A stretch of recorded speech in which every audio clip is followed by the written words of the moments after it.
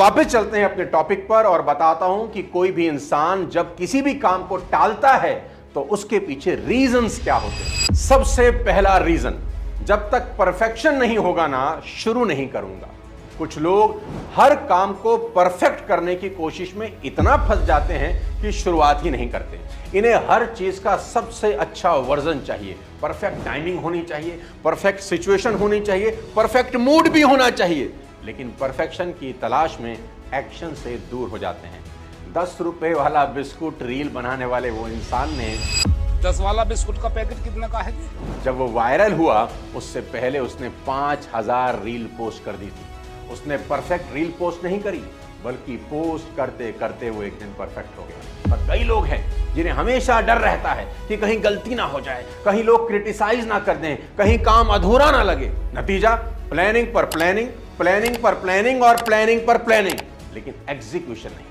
Perfectionist इंसान का असली दुश्मन गलती नहीं, ओवर थिंकिंग होता है। याद रखना, जब भी सोच गहरी होती है तो फैसले कमजोर हो जाते हैं। इसलिए परफेक्ट स्टार्ट से ज्यादा जरूरी है ऑनेस्ट स्टार्ट। इसलिए परफेक्शन नहीं, एक्शन में बिलीव करिए, क्योंकि शुरुआत करने वाला ही मंजिल तक पहुंचता है। आप हमेशा नाइकी का स्लोगन याद रखना दोस्त, जस्ट डू इट, कि बस कर डालो। अब बताता हूं काम को टालने का दूसरा कारण, ओवर कॉन्फिडेंट होना।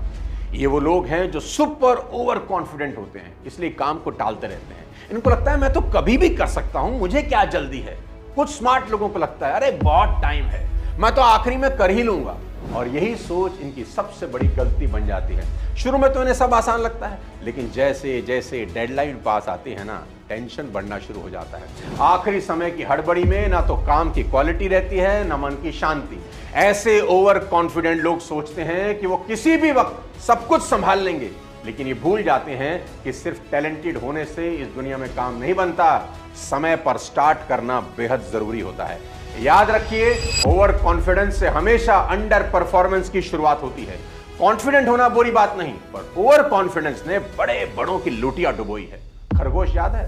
हाँ, खरगोश ओवर कॉन्फिडेंट ही था कि कछुआ बहुत पीछे है, आराम कर लेते हैं। साले ने पूरी खरगोश बिरादरी की नाक कटवा दी। अगर खरगोश सोए नहीं तो कछुआ 7 जन्म में भी खरगोश को हरा नहीं पाएगा। इसलिए याद रखना,